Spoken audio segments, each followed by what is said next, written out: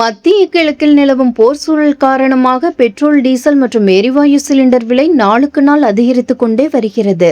அதன்படி கடந்த 15ஆம் தேதி 1 லிட்டர் பெட்ரோல் விலையை சுமார் ₹3.10 டீசல் விலையை லிட்டருக்கு ₹3.08 உயர்த்தி மத்திய அரசு உத்தரவிட்டிருந்தது. அதனைத் தொடர்ந்து கடந்த 19ஆம் தேதி பெட்ரோல், டீசல் விலையை மீண்டும் உயர்த்தி எண்ணெய் நிறுவனங்கள் அறிவிப்பு வெளியிட்டன. அதாவது பெட்ரோல் விலை லிட்டருக்கு 79 காசுகளுக்கும், டீசல் விலை லிட்டருக்கு 86 காசுகளுக்கும் உயர்த்தப்படுவதாக எண்ணெய் நிறுவனங்கள் அறிவித்தது. இதன் மூலம் பெட்ரோல் விலை லிட்டருக்கு ₹104.46, டீசல் விலை லிட்டருக்கு ₹96.11 விற்பனை செய்யப்பட்டது. இதனையடுத்து 3வது முறையாக மீண்டும் பெட்ரோல், டீசல் விலை உயர்த்தப்பட்டுள்ளது. அதன்படி சென்னையில் பெட்ரோல் லிட்டருக்கு 82 காசுகளுக்கும், டீசல் விலை லிட்டருக்கு 87 காசுகளும் அதிகரித்தது.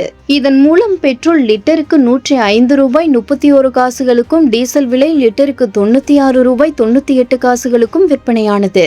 இந்த நிலையில் 4வது முறையாக மீண்டும் பெட்ரோல், டீசல் விலை உயர்த்தப்பட்டுள்ளது. அதன்படி சென்னையில் பெட்ரோல் விலை லிட்டருக்கு ₹2 அதிகரித்து 46 காசுகள் உயர்ந்து ₹107.77 விற்பனையாகியுள்ளது.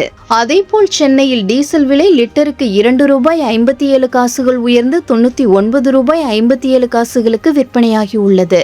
சர்வதேச சந்தை சூழல்கள் மற்றும் மேற்காசிய போர் சூழல் காரணமாக கடந்த 2 வாரங்களில் 4வது முறையாக பெட்ரோல், டீசல் விலை லிட்டருக்கு ₹7.50 உயர்ந்துள்ளது. நாடு முழுவதும் பெட்ரோல், டீசல் விலை கடந்த 2 வாரங்களில் 4வது முறையாக உயர்த்தப்பட்டிருப்பது பொதுமக்களுக்கு பெரும் அதிர்ச்சியை ஏற்படுத்தியுள்ளது. இந்த விலை உயர்வால் அத்தியாவசிய பொருட்களான காய்கறி உள்ளிட்ட பொருட்களின் விலை உயரும் அபாயம் ஏற்பட்டிருப்பதாக சாமானிய மக்கள் கவலை தெரிவித்து வருகின்றனர்.